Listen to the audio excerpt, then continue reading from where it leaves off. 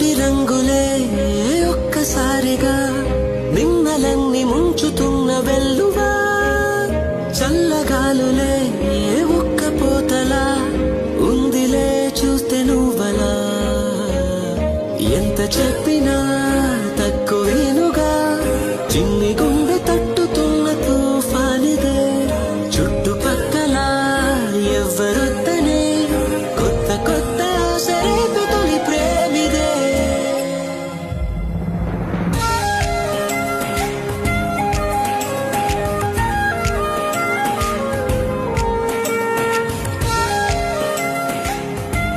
పదమూడేళ్ళ తర్వాత అంజలిని మళ్ళీ చూశాను.